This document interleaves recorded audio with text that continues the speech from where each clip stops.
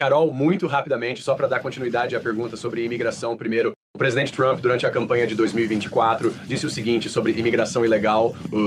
Ele disse que eles estão voltando para casa, onde pertencem, e começamos com os criminosos. Há muitos criminosos.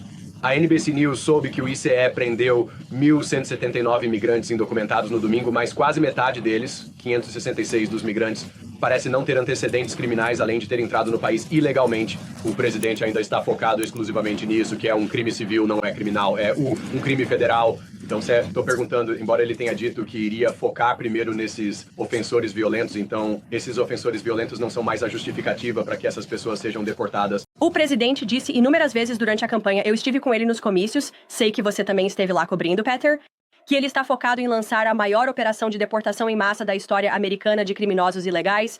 E se você é um indivíduo, um nacional estrangeiro que entra ilegalmente nos Estados Unidos da América, você é, por definição, um criminoso e, portanto, está sujeito à deportação. Desculpa por interromper. Então, para deixar claro, não são os criminosos violentos que têm precedência em termos das deportações que estão acontecendo. O presidente também disse que duas coisas podem ser verdadeiras ao mesmo tempo. Queremos deportar criminosos ilegais e imigrantes ilegais deste país, mas o presidente disse que, claro, os criminosos, traficantes de drogas ilegais, os estupradores, os assassinos, os indivíduos que cometeram atos hediondos dentro do nosso país e que aterrorizam os cidadãos americanos que obedecem à lei, com certeza. Esses devem ser a prioridade do ICE, mas não significa que os outros criminosos ilegais que entraram nas nossas fronteiras são ignorados. Entendido. E deixe-me fazer uma pergunta separada sobre a confusão que ainda existe em todo o país agora em relação ao congelamento ou à pausa, como é descrito. O presidente Trump, é claro, teve como um dos principais itens de política que ele iria reduzir os preços, diminuir o custo de tudo, desde mantimentos, como ele costumava dizer. Mas em muitos dos casos parece que algumas dessas medidas poderiam aumentar os preços para os americanos reais em tudo, desde o aquecimento de baixa renda, aquele programas de creche, nada do que o presidente está fazendo aqui em termos do congelamento desses programas aumentará os preços para os americanos comuns. A que ações específicas você está se referindo que estariam relacionadas ao LHIP agora, que é o programa de aquecimento para baixa renda, por exemplo? Podemos falar sobre a falta de clareza. Então, eu poderia me referir a muitos deles, a saber o que são. Especificamente, você pode nos dizer que o LHIP não é um dos afetados? Faz pergunta hipotética baseada em programas que nem consegue identificar. O que posso te dizer é que, já que vocês não identificaram, vamos fazer isso juntos. Só para os americanos em casa. O Medicaid, isso é afetado? Eu te dei uma lista de exemplos. Seguridade Social, Medicare, assistência social, benefícios, vale alimentação. Isso não será impactado por essa pausa federal. Posso te passar a lista completa após este briefing do Escritório de Gestão e Orçamento, mas eu realmente quero abordar a redução de custos, porque isso é certamente muito importante. O custo de vida neste país, o presidente Trump tomou ações históricas na última semana para fazer isso. Ele, na verdade, assinou um memorando para fornecer alívio emergencial de preços para as famílias americanas, que tomou uma série de ações. Posso te explicar isso? Ele também revogou muitas regulamentações onerosas da administração Biden.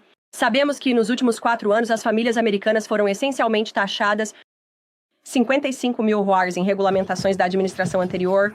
O presidente Trump, com um simples gesto, revogou isso, o que no final das contas vai colocar mais dinheiro no bolso do povo americano.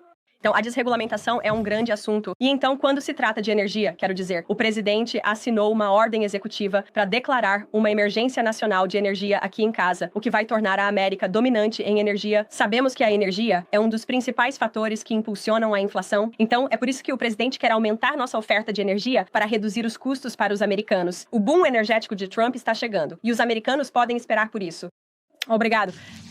Alguma da confusão pode estar aqui com essa pausa no financiamento federal. Você deixou claro que não está interrompendo os fundos que vão diretamente para os indivíduos, mas certamente há muitas organizações que recebem financiamento e podem então repassar um benefício Meals on Wheels para... Eles fornecem refeições para mais de 2 milhões de idosos. Qual é a mensagem do presidente para os americanos que o apoiaram e estão preocupados com o impacto, mesmo que o financiamento não vá diretamente para eles? Agora me pediram, e eu respondi a essa pergunta 4 vezes para indivíduos em casa que recebem assistência direta do governo federal. Você não será impactado por essa pausa federal. Na verdade, o OMB acabou de enviar um memorando para o Capitólio com perguntas e respostas para esclarecer algumas das questões e as respostas que todos vocês estão me fazendo agora.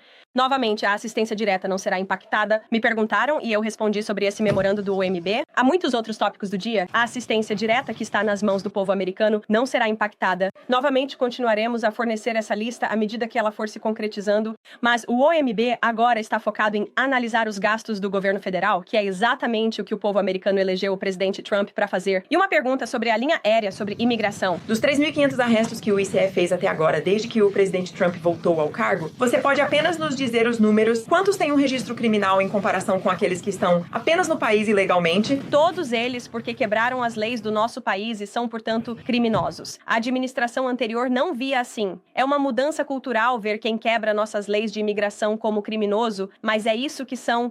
Tem registro criminal. Se eles quebraram as leis do nosso país, sim, eles são criminosos. Sim. Obrigado. Sobre retirar detalhes de segurança de figuras como John Bolton, Pompeo, Brian Hook, o senador Tom Cotton disse que viu a inteligência. E a ameaça do Irã é real para qualquer um que teve um papel no ataque a Soleimani.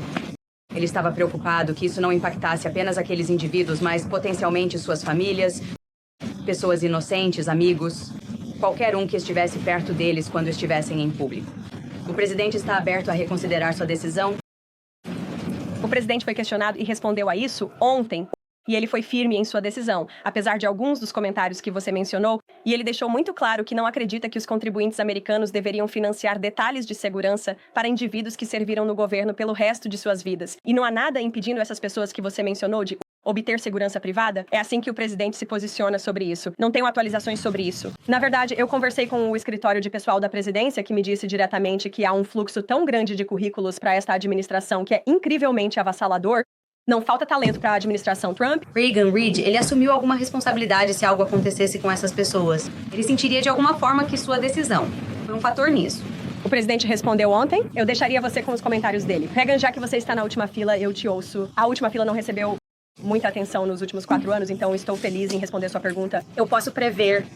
O presidente pretende cortar permanentemente o financiamento para ONGs que estão trazendo estrangeiros ilegais para o país, como as caridades católicas. Eu estou, na verdade, bastante certo de que o presidente assinou uma ordem executiva que fez exatamente isso. O presidente Trump emitiu uma ordem executiva sobre o aumento da verificação para refugiados em pedidos de visto. Parte dessa ordem considerava uma proibição total para países que têm processos de triagem deficientes. O presidente já considerou quais países poderiam se enquadrar nessa categoria, ou países como Afeganistão ou Síria, que estão sendo considerados para uma proibição total. Sim.